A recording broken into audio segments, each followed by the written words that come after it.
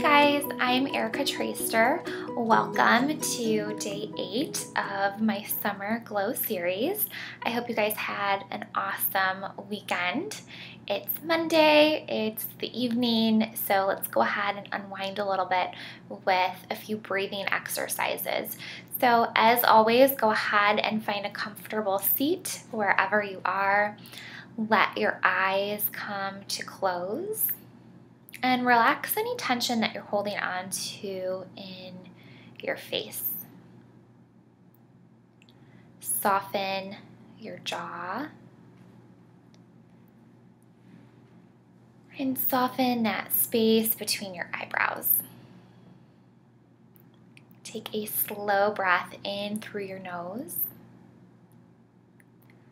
And a slow breath out. Slow breath in through your nose and a slow breath out. Good. Inhale through your nose. Go ahead and hold your breath at the top of your inhale and then slowly exhale it all out.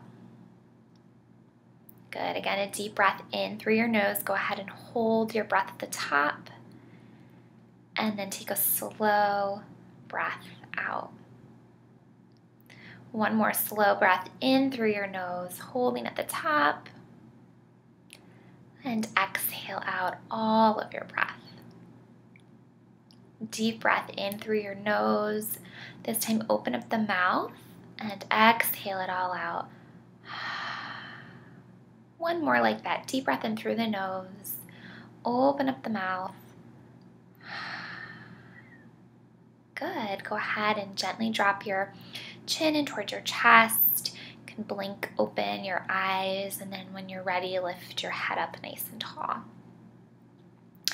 So today is Monday, start of a new week, and one thing that I like to do at the beginning of my weeks is to plan my meals for the remainder of the week. So meal planning is something that's really important for when we want to make sure that not only we have healthy meals planned, but that we have the food in our house to cook those healthy meals, which I think is much more important than the meals themselves. Having that healthy food already stocked in the fridge, stocked in the pantry, and ready to go. But meal planning can also be extremely overwhelming. We think that we need to spend like half of our day on Sunday researching new recipes, finding what recipes work with the other recipes so that we're not buying lots of kind of mismatched items at the grocery store where we're only using like a tablespoon of this ingredient and quarter cup of this ingredient, and we've spent way too much money on things that we're not eating. But meal planning does not need to be that complicated. So my biggest takeaway for meal planning is to make sure that you do what works best for you. So let me say that again. You need to do what works best for you. Everybody's different, and everybody approaches the kitchen and cooking differently. So if you love nothing more than researching recipes, if you are super organized and like to make meal charts and organize all the different ingredients and how they go together, if that is something that you think is ecstatic and lights you up, then that is something that you want to do. And if that's something that just sounds so out of touch with your reality and not something that you could even fathom doing once, let alone on a weekly basis, then that's totally fine. You never have to do it. The best place to start with meal planning is to just take a minute or two to assess your week ahead. It can be as simple as, okay, Monday night I'll be home for dinner. Tuesday night I have dinner plans with friends. Wednesday night we'll be home. Thursday night we'll be home. Okay, Friday I think we're going out again. I don't really know what the plans are this weekend, but I can assume that out of Saturday and Sunday evening, one of those nights we might be with family and the other night we'll be home. Just taking a minute to go over your schedule for the whole week just gives you a general idea of how much you even need to be buying at the grocery store to begin with. It gives you an idea of how many dinners do I even need to be making. And the reason I'm sticking with dinners here is that breakfast is kind of a given. Most people are eating generally the same thing or the same few things all week long. And then for lunch, lunches are so easy. Just make more food from your dinners and you can whip together some leftovers to take to work or to eat at home. Easy peasy. So it's dinners. Dinners are the food, the meals of our day that we're most likely cooking. So we want to just sit down. If it helps you to write out, okay, Monday night we're home, Tuesday night we're going out to dinner, to give you an idea of how many meals that you need to plan. That's all that you need to do. Or you can just make a mental assessment.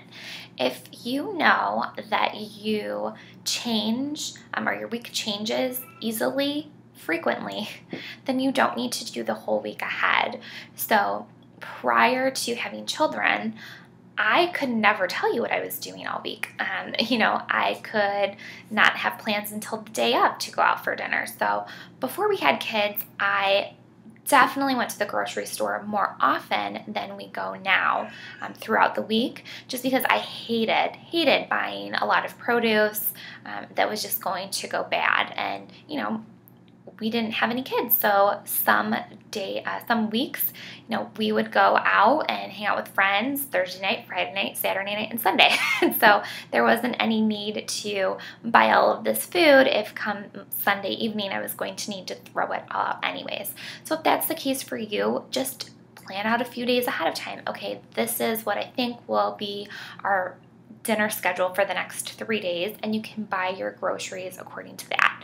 Even now with kids, I find for me personally, when I have the opportunity to do that, it just works best because I have fresher ingredients and I like to cook, so I like to be a little bit more inspired by what I'm purchasing at the grocery store and finding new ways to cook that instead of just running low on everything towards the end of the week. So my first step would be to start where you are. My second step is to just plan out when you are even going to be eating dinner throughout that week. And then your next step can be, depending on how you work, either finding just a couple of recipes. I would say 1 or 2 recipes a week max, if that's something that you like doing. You do not need to cook every meal from a recipe. Most food tastes its best when it's just simply prepared. So finding a meat that looks good at the store, finding a few vegetables, cooking everything so that you bring out the natural flavor of those foods, and you're good to go. If you do like those recipes though, I would say 1 or 2 new recipes a week is all that you would need to kind of get some new dinners rolling out and not eating the same food 7 nights a week, because that gets boring rather quickly. So I hope this was helpful, you guys. I know that meal planning can be really overwhelming, and just simplifying it helps a lot. I mean, the whole point of planning meals is so that you can go to the grocery store and have food in the house that you can cook and not eating the same thing 7 nights in a row. So there's no need to find all these complicated recipes and making all these charts unless, like I said, that's something that you totally love. Otherwise, just make it really simple. Okay, when are we going to be home? How much food do I need to buy then? And then go from there, and knowing that it's okay that you have to go back to the grocery store. That is what happens. So I hope you guys liked this video. If you have any questions about meal planning, anything more specific, go ahead and send me an email. I would love to help. If you liked this video, please give it a thumbs up. Make sure that you subscribe to my channel. And if you're checking this out on YouTube or even on Facebook, head on over to ericatraister.com. Sign up for email updates for the rest of my Summer Glow series. I will have a link in the video description below. Have an amazing evening, you guys. I'll see you tomorrow. Bye.